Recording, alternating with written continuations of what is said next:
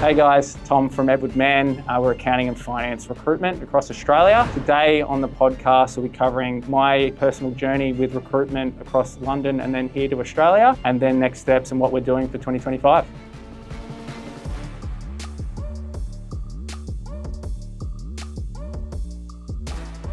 Welcome back to another episode of Confessions of a Recruiter. Today we're with Tom Hunter from Mann. Mate, it's been an incredible story. 8 years now in the industry, coming from country Victoria, going overseas, becoming a teacher, finding that recruitment's one of the best paid gigs you can find without a degree, and now being an equity owner of Mann. Mate, what a journey. Yeah. Thanks for coming on. Yeah, absolutely. Big fan of the show, so I'm pumped as to be here. Looking forward to it. Awesome, mate. Appreciate it. How many episodes have you listened to? All of them. All of them. All of them. Apart from there's a couple more recently. The early days was like prime time. So, the Simpsons between like season 5 to 10 is like the prime time of the Simpsons. Like that was the peak period for Confessions. Was it? Yeah. Okay, what's your favourite app? Oh, there's a few. So the one that I really liked is the one with Inika McMahon. Yeah. Yeah. Like that story where she was saying about how she called the guy every week for a year or something. And then she said, I'm going to keep calling for a year. And then until you pick it up, until you answer the phone. And then on the 52nd or whatever, the guy answered and said, all right, I'll use you. So that was awesome. But I guess the ones that I've got the most out of it was probably Sean Anderson, Thornton Proxo. And then the stuff that Matty Cossins does is just awesome. He's a weapon, isn't he? Yeah. Yeah. What do you mainly listen to it for? Like, is it education, how to, find out the next thing you don't know, or is it? Yeah. So I listen to a lot of recruitment pods. I don't know what triggered it at first. I think it might have just been you guys on LinkedIn just seeing it heaps. So I should listen to it. I definitely should. And then heard a few. I was like, this is awesome. So mostly educational. Yeah. Yep. Just taking little tidbits from it. Stuff that I can action and use, and then it just got into a bit of a habit, and then before you know it, I was just listening to it almost every day, and I listen to it when I'm at the gym or if I'm cooking or anything that I'm just already doing something that's playing in the background. Nice. And then I'll there's something quite good. So I use OneNote quite a lot on my phone or the computer. And I'll just write down episode X at so and so time, just so I can come back to it and write it down or whatever. And what's probably been the most impactful thing that you've implemented since listening to, all the guests that we've had on? LinkedIn, definitely. Content on LinkedIn by far. So I don't know when you had him on the show, but I would have listened to the pod with Sean. Yeah, Sean. We had it on early, like episode 23. Yeah, okay, cool. So I would have listened to it. I was on a train out to Campbelltown, just for context. Would have been December 2023, I reckon. And I was just listening to it. I'm like, holy shit, I'm leaving money on the table. I need to get involved. So good FOMO, got me for sure.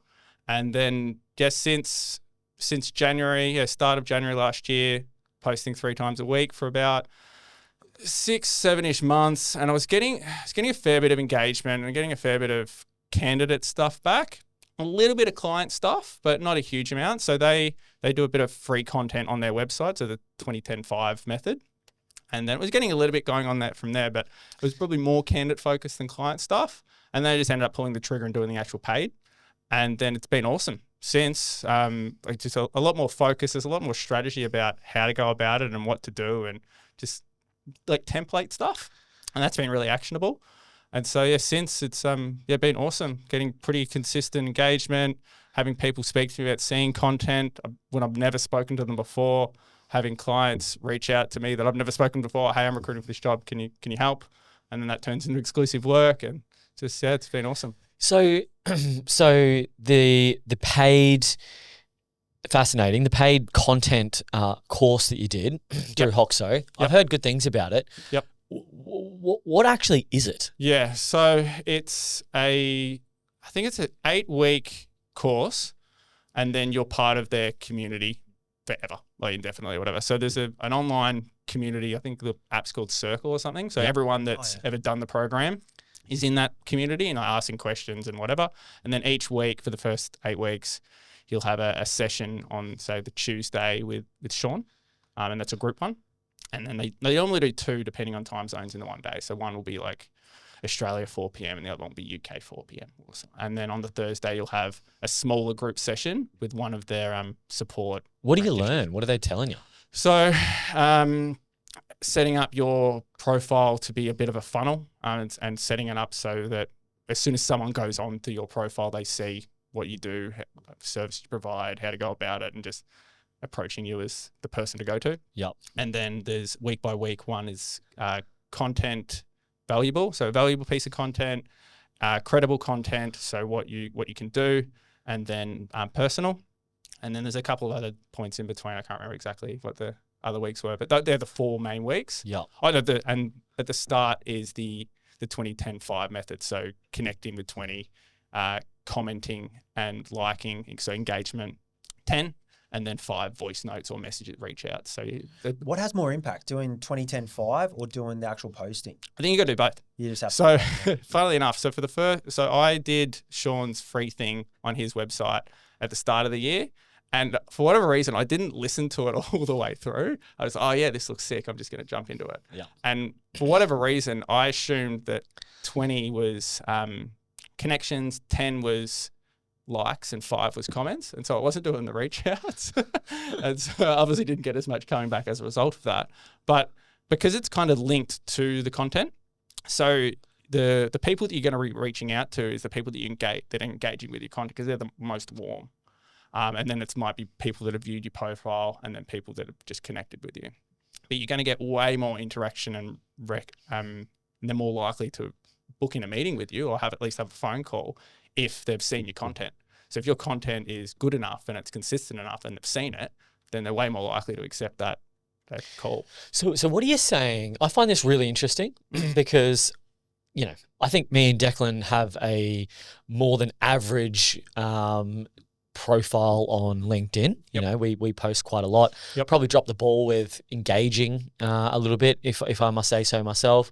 So what are you saying in these voice notes? Are you just like someone likes a post and you go, oh, hey Declan, thanks for liking my post. Appreciate you. If you ever want to look for a new job, let me know. Yeah. Like, what do you say exactly? So I guess there's 2 ways you want to go about it, whether it's a candidate reach out or a client reach out, and it really depends on your market. So for most markets, it's going to be client-led, unless you're like recruiting for accounting practices, because they're crazy candidate short, then you're probably going to be more that focus. So you're introducing yourself. Because on the voice notes, you can only do for about a minute is the max. Yep. So you kind of need to keep it relatively short and sharp. And so it might be introducing yourself, saying something about why you're reaching out. And you kind of want to do it with a little bit of a pump up at first, because you're saying about them being, I've noticed your profile, I noticed the business. If you've got something that you can introduce, them being great or whatever. And then you might recognize at the start, thanks for engaging, or thanks for connecting with me, thanks for viewing my profile.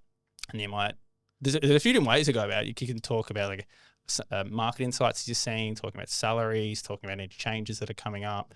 Could do a little bit of FOMO. So this is coming up, you need to get ahead of it, or this needs to happen. And then just trying to book in a meeting. Or trying to book in a call. Okay, interesting. So I'm just trying to see how I can relate that to Vendito, my recruitment agency. So someone likes a post of mine, whatever it's, average salary in sales is 75,000. Yep. Someone likes it. I go to Billy Bob. Hey, Billy Bob, mate, appreciate you liking the post. Saw your background. You got some great experience at Coca-Cola and McDonald's. Look, we recruit quite heavily in those industries. So, mate, if it's worth jumping on a call, would love to have a chat to you about, further information that I can give over and above the salary insights. Cheers. Yeah, something like that would work pretty well. I'd probably put before there a little bit of intrigue. So, I've noticed this in the market, of seeing this happening, or something that's happening in your space. And then there's a reason for them to need to call you back, because you're giving them some value. Because at the end of the day, you want to get them on the phone to you, but you need to give them something first and foremost. Yeah, okay. People are much keener to give you something if they've received something first. Yeah. So the reciprocal stuff, right? So what has that done? What are the outcomes of you implementing this LinkedIn strategy? Yeah. Well, so from a billing perspective, definitely increased. And the acceptance of meetings, and just the familiarity and credibility that just comes so quickly. Because I don't think I've made a legitimate cold call where no one oh, I'm going to reach out to them and they're already engaged with me first and foremost. So it's not saying that everyone knows me, but I wouldn't have made a cold call for months because I would have engaged with them first and then booked in a call and then chatting with them first and getting enough activity that going just off that method. Was it hard to create the discipline? Yeah, big time. Yeah. So really hard at first. And like the first 6 months, you're getting fuck all engagement and it takes ages to come through. Like, there would have been weeks where you might get 1-2 likes and then just like, oh, this is a bit shit. But like looking back now, some of the content was pretty fucking rank. Yeah. So what's the difference when you first started to now? For your content. For the content, so way more structured. Okay. Yeah. And headlining's super important. Mm-hmm. Like the hook. Yeah, the hook, yeah. And Yeah. I'm still not great at it, and I don't love it because I just hate being a bit daily mail-y, and I think you just got to get over that. You just got to create a good enough hook that people come in. Yeah. Because newspapers make millions of dollars for a reason, right? Because of the headlines. Yeah. So you just got to bite the bullet and do it. Yeah. And does the whole team in Edward Mann over in the UK, do they all get around Hoxo and doing it, or are they? Yeah, so UK guys did it. They're getting around it. I think it is hard to maintain the consistency of it. Yeah. So I would say they probably don't do it as rigorously and consistently as myself, because you kind of need to enjoy it a little bit and kind of need to make it more of the daily tasks. Because I do all my content on a Sunday because it's just too busy during the week to do it properly. So I spend a couple of hours on a Sunday, schedule all 5, and then I don't really have to think about it during the week other than a little bit of engagement. But not everyone wants to commit 2 or 3 hours on a Sunday to write content for your job. So it takes a fair bit of discipline to do that. Awesome. And mate, what's London recruitment like? Oh, full on. Yeah, really full on. So I think, is there like 10,000 agencies in Australia? Maybe? Yeah. I think there's like 45,000 in London. Yeah. So Just in the city. Yeah, just in the city. Yeah. Yeah. It's wild. Yeah. So super full on, cutthroat as, just got to be really, really You urgent. recruit across multiple countries though, hey? Like some people in the UK. People do, yeah. We didn't, Germany. but people do. We did ad hoc roles for like European businesses that were based in London, but I wouldn't say it was often. Like the odd one in like Luxembourg or Germany or something, but it was primarily London. But yeah, it's full on. And I was in I did temp recruitment in London, so it's like even more urgent, right? And you'd have a job call in and you need to get CVs across like that day, otherwise Robert Half's getting 6 across and you're missing out. And it's good fun, like great fun, and the best learning training ground you will get is in London in either temp recruitment or a high-paced recruitment space because it's full on. What was it like going from teaching where it's like so different to recruitment? And just explain how you got the job in recruitment. Yeah. So I went over to London in 2016. Yeah, started 2016, and I was working in a school, and school teaching in London is different. It's so contrasting because you'll have little pockets where really affluent, and you'll have really gifted kids coming into school, and then you'll have other areas, also the same area where there's disadvantaged people. And so they might be coming in and they might not have had breakfast that morning. So a really big disparity. All in the same school. All in the same classroom. Oh, okay. Yeah.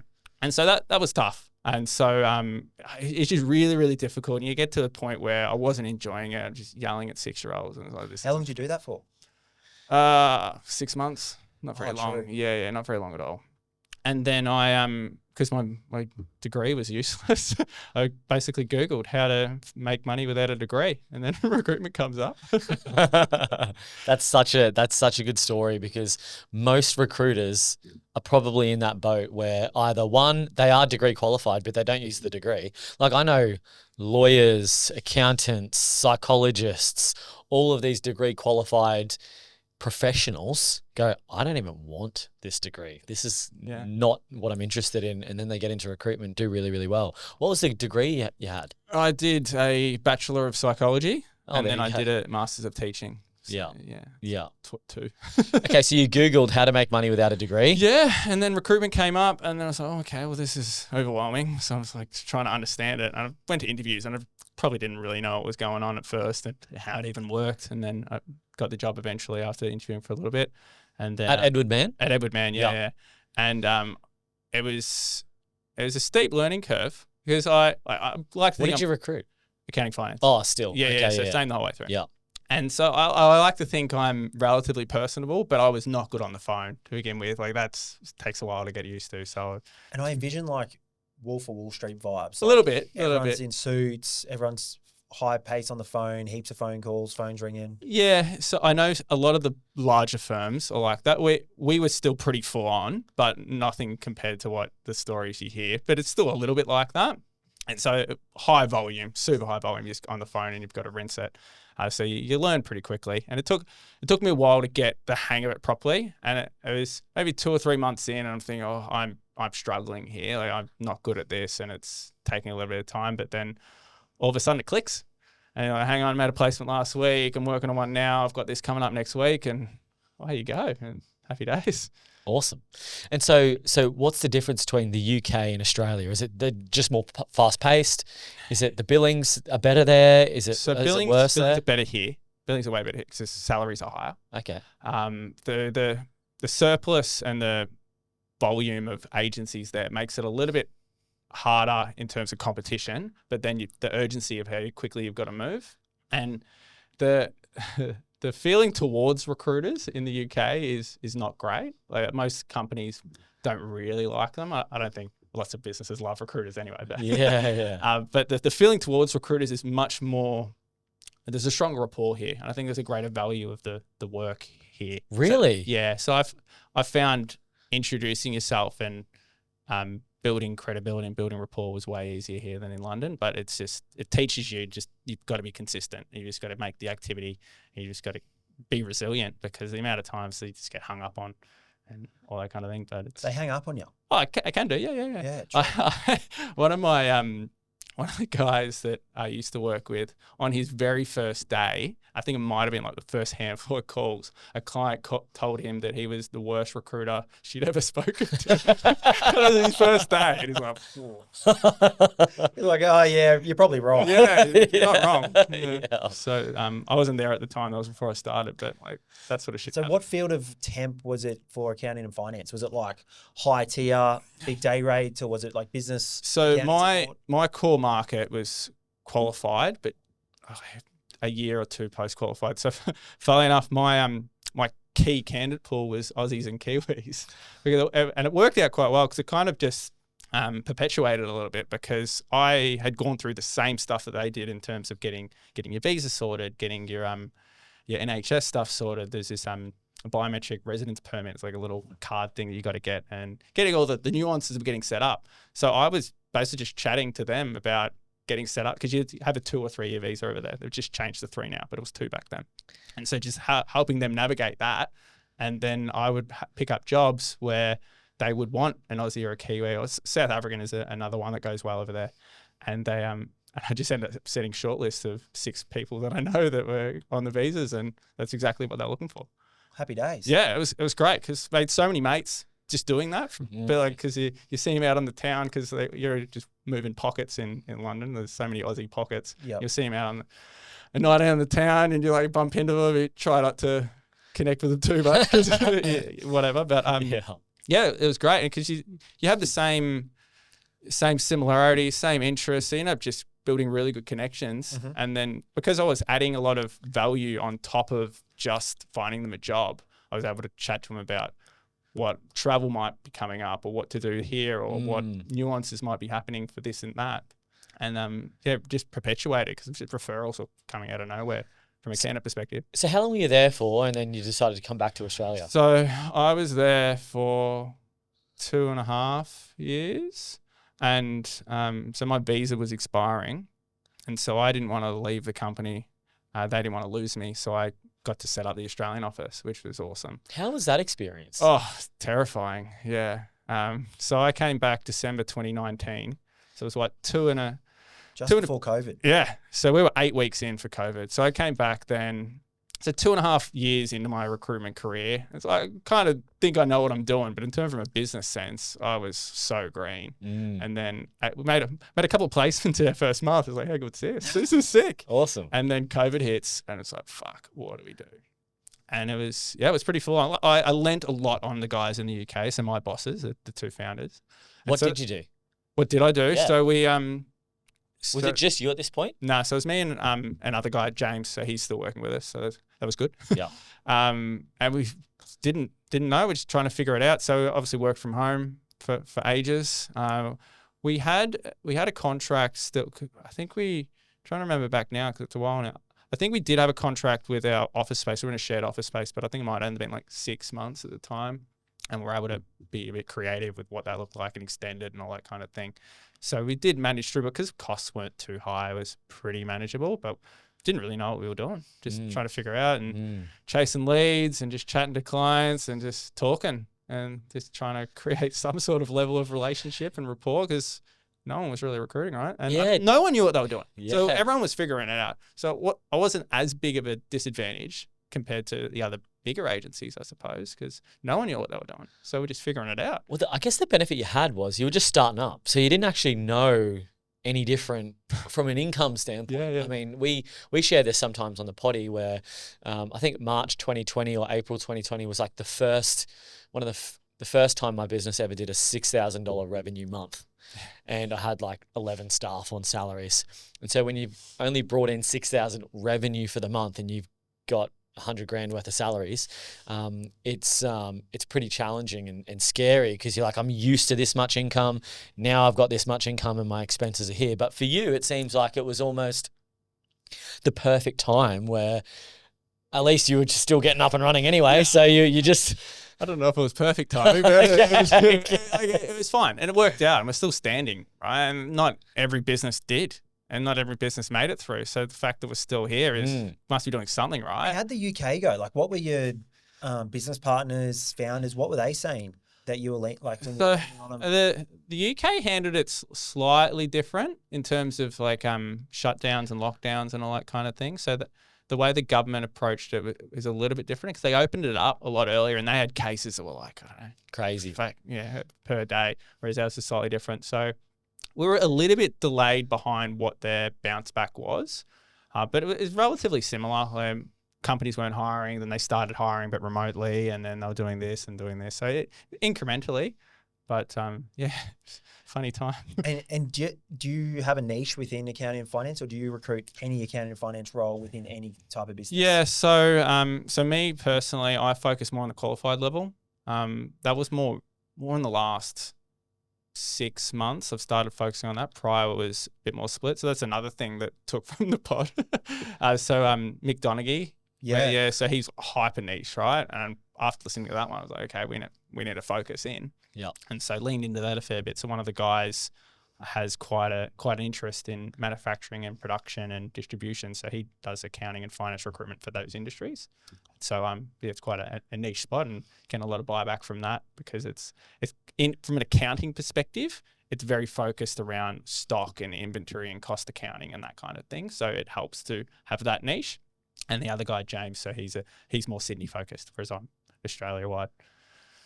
Yeah. True. And was it hard, like, because how long's the other guy been with you that does the warehouse distribution manufacturing? 3 years. 3 years. Yeah. Did he go like, how did he build his niche? Because sometimes, and what I always struggled with was like saying no to existing business in the prospect of building your niche. Yep. And then until you actually fully commit, you're in like this gray area where you're like, still accept stuff and you lie to yourself and you're like, yeah, no, I'm a niche recruiter, but you're still accepting, generalist work. Yeah. So we made the call start of January last year. So it's a bit of a quieter period. We made it a little bit easier. And because there was still the team here that could take work that might not have been his space, it made it a little bit of a transition and just work out a split of some kind. But we just mapped it out from LinkedIn and just used a few different scraping tools and created a list, and then you start digital marketing and tapping them up there, and then you go from there. So it's been pretty successful, and I think it helps having insights and knowledge of that space, and it makes it a lot easier to build credibility because then you can start saying all the keywords and all the nuances of that space that are quite specific, and you get a lot of engagement back from clients for sure. What kind of support? I've always wondered what the relationship is like from different organizations that are in different areas. So the head office of Edward Mann is in London. You're working from Australia. What is the support like from a company that's in London? Like, how much could they possibly support you from there, if at all? What is the relationship like? Do you report back to them once a month and do a bit of a board meeting, or walk us through that relationship? Yeah, so early days, because I had no idea what I was doing, it was a lot more frequent. Yeah. So we'd be catching up almost every day, just having a chat, talking about this. Because I get on really well with my bosses, so we're quite friendly. Yeah. So it'd be just catching up about how things are going. And so then we'd have a bit more of a formal discussion about how things are going maybe once a week. And then over a period of time, that's transitioned less and less, and I've become more comfortable in what I'm doing and all operational and knowing what to do, when to do it. Yeah. So they're much more hands-off now. So I would say that fairly infrequent, and it's just a WhatsApp chat, text how things are going, and might do like a weekly email blast, just say, oh, this is what's happening, this is where we're at. So a lot less. It's pretty independent now. Are there expectations on you to do certain numbers, growth? Like, what are the metrics that they're... Yes they're and looking no. at? I think, so we sit down at the start of the year and discuss what we want to achieve and where we want to be and set goals and all that kind of thing, and set up a forecast of where we're at from a cost perspective, what we wanted to be doing from a billing perspective and all that kind of thing. But it's been a little bit less hands-on from their end. Do you ever get feedback from them around what they're doing as well? Like, I'm just going to throw a scenario out for the moment. They come to you and go, all right, mate, how's business? What's the billings like? What's the profit like? Okay, looks good. Do you ever turn the tables and go, all right, well, tell me how London's going. How many consultants have you got? What's your profit like? Less so, more just. I don't know if that's possible. I want to know that you're hitting your targets, about mate. me, mate, and let's have a chat. You need to tell me how you're going, mate. Why should I still be here? So you could, but it was more information sharing. So this is what we're doing that's working quite well. How are you guys going with that? Is that working for you? What are we doing here? What are we doing there? So I would say it's been less of a manager relationship in the last year and a bit, and more of like a equal partner style engagement. So that's been really good. Anything in the UK that they do that we're missing here? Like, is there any secret sauce, any processes, their pace in which they operate, the in-depth knowledge they have of their clients, like comparing what they do that makes them successful compared to like Aussie recruiters here that we really are just missing? I don't think so. I think it's just the training volume. So when you're there, it's just go from day one. And it isn't always the case here. I think that the lifestyle here lends itself to it a little bit, where it's, because when it's sunny and it's enjoyable to go outside and you can have a good time and all that kind of thing, it's a little bit harder to push that. But in London in January, February, March, it's grim. And there's not much to do. It's just dark. So it's like, I may as well just work and just crack into it. So That sounds really depressing. it can be. Yeah. I don't know how or why, but every single person I speak to who talks about the UK, they say the same thing. It is absolutely depressing for those number of months. You don't want to go outside. And I just sit there and wonder, why would you want to be there? So London's awesome though. I love London. If you're going there for a short period of time, like your visa, and you're in your early 20s, you just want to have a good time, like you can travel, it's phenomenal. So connected to all areas of the world. Get a train to Paris in 90 minutes. Wow, really? Yeah. And you get from city centre to city centre, that kind of thing. But so December is awesome in London. They're so festive. Everyone's in the pubs having a great time and all that stuff's going on. And as soon as it flicks that switch to the new year, it's wet, it's cold, it's rainy and all that kind of, so it's pretty miserable for a couple of months. But then once the sun starts coming out, there is no better place than London in summer. Everyone's in the parks, champagne corks popping, barbecues, everyone's having a great time. Summer in London is awesome. And then you've got summer in Europe, which is, depending on where you go, it can go forever, because you can go to the southern point of France and Italy and Greece. Did you travel much when you were over there? Not as much as I would have liked to. Yeah, I did. But just wish I did more. Yeah, you look back now and you're like, should have done this, but you can't operate like that. Yeah. So do you reckon those like grim months, those 3 grim months, improve productivity because there's nothing else to do? Don't know. Maybe. Yeah, I'd say so. I'd say there's an element to it. Other agencies out there, mate. You have to fight. Yeah, fight for everything. it's dog eat dog. Yeah. What were your work hours? 7:30 to 6, Yeah. and then sometimes till 7. It depends what I was doing. Like during the World Cup in 2018, or was it 2019? Like the Soccer World Cup. I remember because England were playing quite well and they made it to the semis or something. And I remember I had a job to fill and I was like, I'm filling this. And I've finding candidates while England were playing on the screen over there. I'm just looking at Hyde Park, just going nuts because this guy just kicked this massive free kick. Oh, well, just cracking. Like, it didn't mean as much to me as compared to, because England go off when England's annoyed. Yeah. And so, like it's just, you had to do it. Because if you don't, someone else will. So you've just got to get yourself up for it and push through. But it just breeds a really strong work ethic and really strong habits. And I think that's why UK, Scottish, Irish recruiters are held in such high regard here, because they come over here and they absolutely crush it. Yeah, books. It's an the easy market. pace. It is an easy market. Yeah, it's definitely an easy market, but it's a slightly different market. It's very relationship based here, whereas I think timing and volume work way better over there. So it's a much more process-driven recruitment over there. And yeah, relationships are going to mean a lot, because like if you're selling into someone and they like you and all that, it helps. But I think the relationship stuff and knowing your market are way better is a bit more important here. Do you have any formal strategy? I'm just thinking about Edward Mann as a business right now. And so you've got you got another guy that's been there for a long time. 5 years. 5 years, and then one other. Yeah, 3 years. 3 years. So good longevity out of those consultants, all in Sydney? Yep. Do they work remotely or from the office? So we're 3 days in and then 2 from home. I like getting in the office. So I'm in Monday to Thursday. So how do you have this relationship between the UK and Australia? Surely you can poach some of like the good UK recruiters who want to come to Australia and like beef up Australian numbers, or vice versa. If someone from Australia wants to go to the UK, like there's a really good link there. Do you leverage that much, or not as much as we should? Yeah.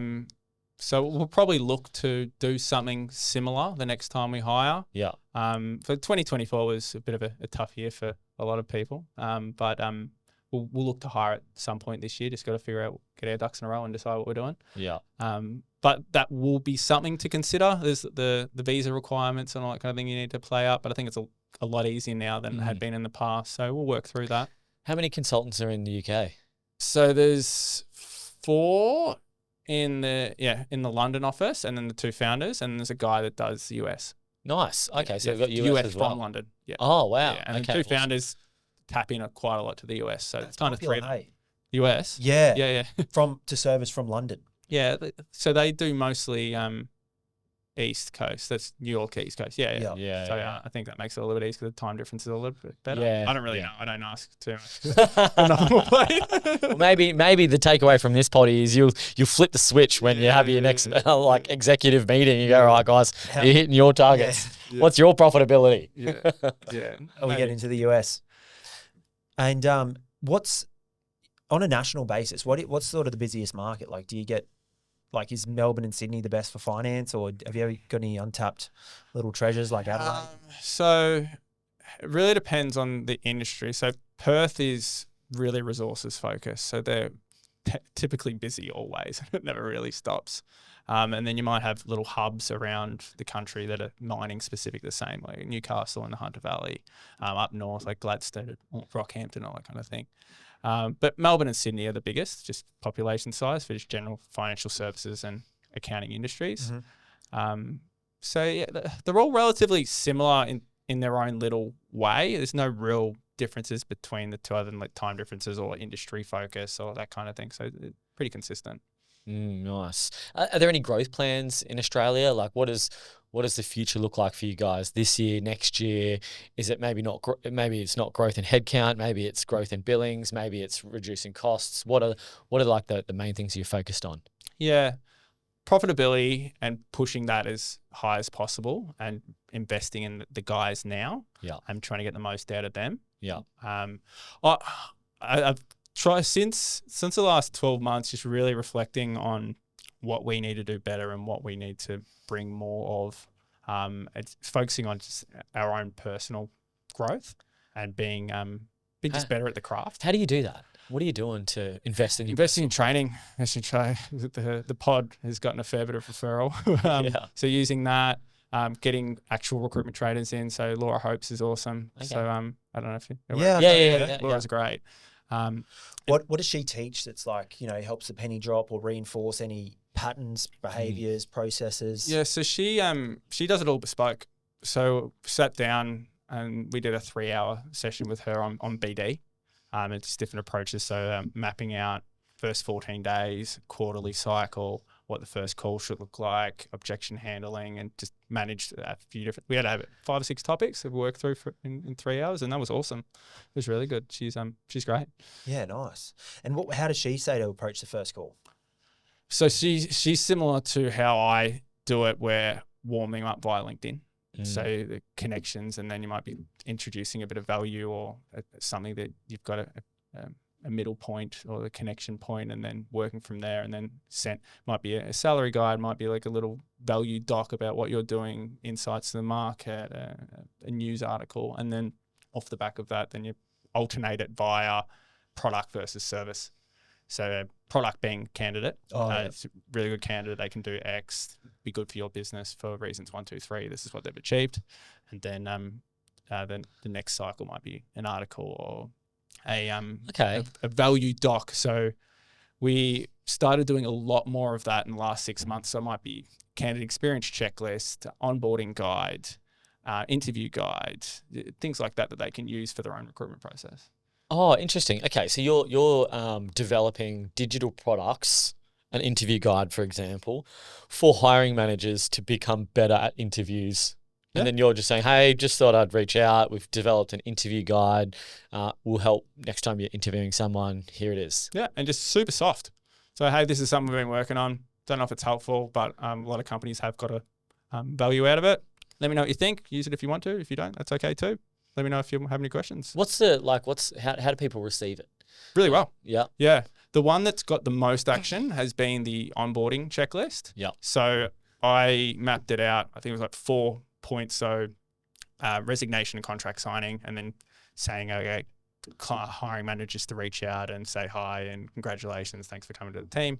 And then maybe 2 weeks out will be organize a coffee, organize a catch up, Next one would be day before, let them know what to expect on the first day and give them a buddy, or just organize what the first day is going to look like. And then the first day, just show them around, that kind of thing. Just so it's like a checklist, 4 things to do, because a month out.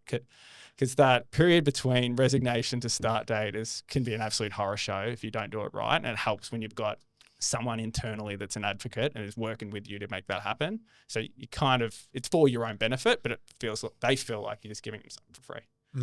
For sure. Because I think a lot of companies, they don't even register on that stuff. They're like, oh, I've just done a deal with Tom, and the candidate will show up on the date. I'll just expect for him to come in. Yeah. And because everyone's busy, right? Everyone's got their own stuff, their business as usual that they need to deal with and sort out. So they don't really think about it because they're paying for a service and they think that you're going to deal with it all.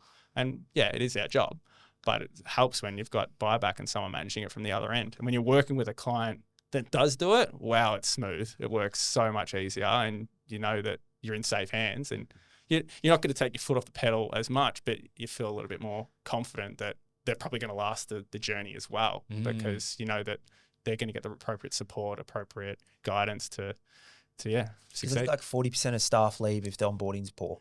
Is that right? Yep. Cool. Wow. I believe that. Yeah, I used to create branded, like I would white label it, like get the client logo on it, like an onboarding document as well, get them to go through their goals. Yep. Like client implementation, it wasn't as easy to implement as what you've created. But like they just don't do anything. Like some clients, like maybe I didn't recruit for always the best clients, but sometimes they would rock up and they'd be like, oh mate, there's no computer here. And you're had that. Oh, sorry, mate, I've been traveling. I'll get it done. And yeah, little stuff like that just gives everyone the ick. And it happens, but it makes it easier when the company's on your side and doing all the things that help, for sure. Yep, 100%. And is there a lot of reverse marketing? Yeah. So post-COVID, that was just gold, right? You'd send a candidate and you'd almost get a placement most times. That's become less and less because everyone's just has done it and it's kind of been rinsed and done with. But doing it in a way that you're much more targeted. So it might be a specific industry or it might be a specific skill set or a niche that do well. So in accounting, dealership accounting. So What's that? So a car dealership, right? Oh, yeah. The accounting in a dealership is very, very specific and it's very nuanced in terms of the systems and how they do accounting. So that's one that works really well. Might be like mining and cost accounting. That works really well. Could be food production and similar. But if it's really targeted and you've done the work prior and you know exact achievements or something that works really well or what that candidate's done really well, then it makes it a lot easier. But if you just spray and pray and this guy's an accountant, you're in Sydney, what do you think? Yeah. It's not the same. No, nothing's going to work. Because in accounting, are you doing public practice? Less so. So we're Commercial, mostly commerce and industry. Yeah. Yeah. We do accounting practice, but less so. It's more commerce and industry. Yeah, okay. I feel Because like you've got to be all in if you're doing public public practice. practice. Yeah, it's a hard space. It's a really hard space. Cause People not wanting to become accountants anymore. So the pickup for accounting has dropped. I don't know what the stats are, but there's a bit of an attraction issue from the unis. And so, funnily enough, I'm actually speaking to a guy that runs his accounting firm that we're trying to pull together a website to try and build a bit more engagement for the accounting industry. So that'll happen over the next few months. Okay. Yeah, so that'll be quite cool. He's really funny. He's got this make accounting great again. Oh, yeah. Slogan, and he's got all of the hats and all this kind of MAGA. MAGA. yeah MAGA hats. I don't love that, but he so he's really into Does it. he actually just get make it great, like MAGA hats? Or Oh, does he it's get a little bit different. It's a little make bit accounting different. great Yeah, again? yeah. It actually works perfectly. Yeah, yeah, yeah. Make recruitment great again just doesn't really work the same. Not the same. So there's a bit of that, just trying to make it a bit more attractive, because I think people coming into accounting just think it's accounting firms or you think it's just reporting, but there's so much outside of that. There's so much commercial elements to accounting that aside from just punching out month-end reporting. And it's so closely linked to technology now, which is a new dynamic. Yep. So both of those parallels are like the spine, so to speak, in a business. Yeah, and it's a great base to, if at some point you wanted to start your own business, understanding accounting is a great leverage point. And if you want to progress to, like you're saying, systems or data analytics or operational to be a CEO one day, having accounting background is super helpful. 100%. And then so what, like, are you just going to stay with Edward Mann long term and continue doing what you're doing? Yeah, it's hard to say at this point. I think if just pushing on growing, pushing on building out the team, trying to become as profitable as possible. What that looks like over the next couple of months, a couple of years, how we build out, whether it's Sydney and then do another office or do... Really? You'd think of another office. Where would you go? Don't know yet. We could probably do the East Coast all from Melbourne. Yep. From Sydney, sorry. Whether we would do a Perth office, maybe not. Or whether you do... Perth's bad. It's too far away. It is too far away, but... You may as well just do the whole London thing. Yeah. Or whether it's something like Singapore. Yeah, maybe. okay, that's cool. So, big plans, but just got to knuckle down and get the job done first of all, and get to a really good profitability point, and then building out the team here. Probably we wouldn't go to Singapore until we've got a really, really solid team here. So what's that, like 5, 10 people? 10? Yeah. Yeah. What's the draw card for Singapore? Just a bit of an Asian hub. Yep. Yeah. Yeah, is that far from Malaysia? Yep. It is pretty far. Yeah. And the accounting standard's really good. It's mostly English speaking. There's a lot of expats there, so it's way more transferable than you think. And the fees are way bigger, aren't they? Or are they about 20%, 15, 20%? Can be. I know that they're quite high in Japan, aren't they? Yeah, I think Japan's like 40, 50%. Yeah, that's wild. Cash to be made. Yeah. Yeah. No, Singapore is really, really expensive. You get really big salaries over in Singapore. There's a lot of execs over in Singapore. Like executive recruitment over there is huge because it's a really corporate country. Like there's not as much blue collar, so to speak, as most other countries. Yeah. So my conversations have been very, very early days, because we'd be 5+ years off, Yeah. maybe doing that, maybe sooner, depending on how things kick on. So you probably know more about it than I do. Yeah. So how are you seeing this year? Do you feel the sentiment is changing this year? You made a couple of comments before that last year was a bit of a bad year, for a lot of recruiters. How are you seeing things this year? I think it's going to kick off. Yeah. So last week was the most job ads I've ever seen for the first week of Jan.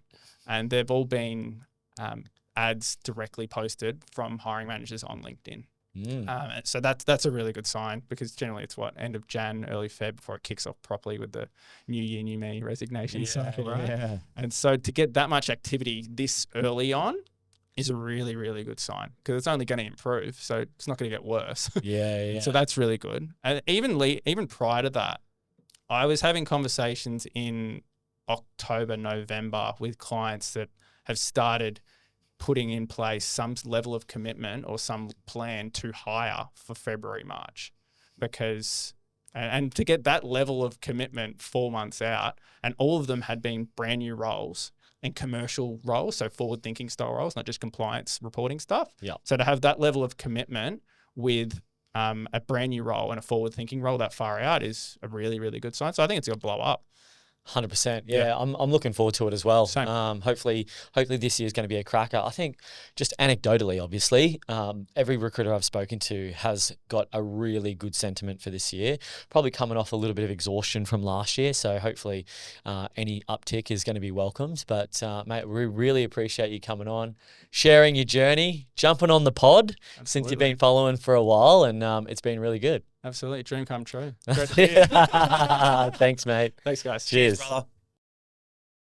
Thanks for tuning in to another Confessions of a Recruiter podcast with Blake and Declan. We hope you enjoyed and got a lot of value and insights out of this episode. If you do have any questions, or you would like to recommend someone to come on the Confessions podcast, we would love any introductions. And remember the rule of the podcast: like, share, and recommend it to a friend. Until next time.